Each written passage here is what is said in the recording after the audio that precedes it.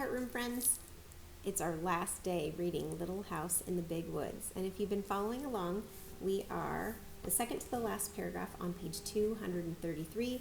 And we know that Pa went hunting for deer. Winter is settling in and he needs to get some meat. Let's see what happens. Now Pa, when we read last, was sitting up in a tree waiting for a deer to come. And he did see a deer come, and it was so beautiful that he didn't feel like he could shoot it. So let's see what happens next. After a while, a big bear came lumbering out into the open. He was so fat from feasting on berries and roots and grubs all summer that he was nearly as large as two bears. His head swayed from side to side as he went on all fours across the clear space in the moonlight, until he came to a rotten log. He smelled it and listened. Then he pawed it apart and sniffed among the broken pieces, eating up the fat white grubs.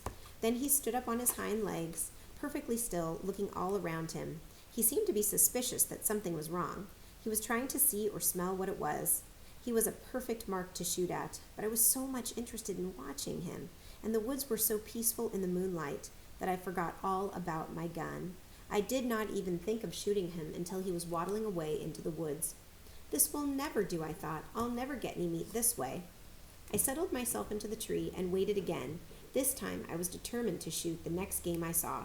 The moon had risen higher, and the moonlight was bright in the open place. All around it, the shadows were dark among the trees.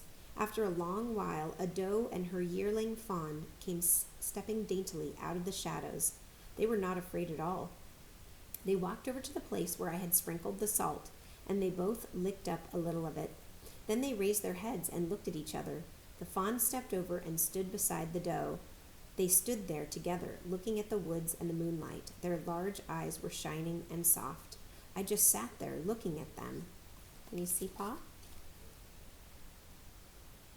He's up in the tree. Can you see the fawn and the doe? I just sat there looking at them until they walked away among the shadows, and then I climbed down out of the tree and came home. Laura whispered in his ear, "I'm glad you didn't shoot them." Mary said, "We can eat bread and butter." Pa lifted Mary up out of her chair and hugged them both together. "You're my good girls," he said, "and now it's bedtime. Run along while I get my fiddle." When Laura and Mary had said their prayers and were tucked snugly under the trundle bed's covers, Pa was sitting in the firelight with the fiddle. Ma had blown out the lamp because she did not need its light.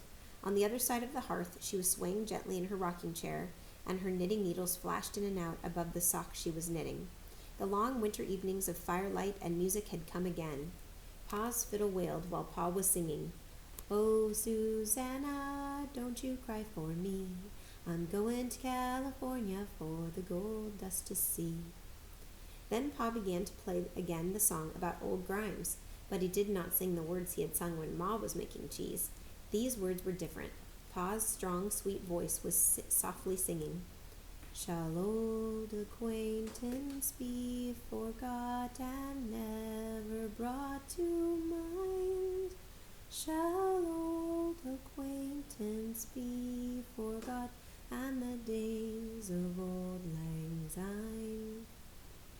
When the fiddle had stopped singing, Laura called out softly, "What are days of old lang syne, Pa?"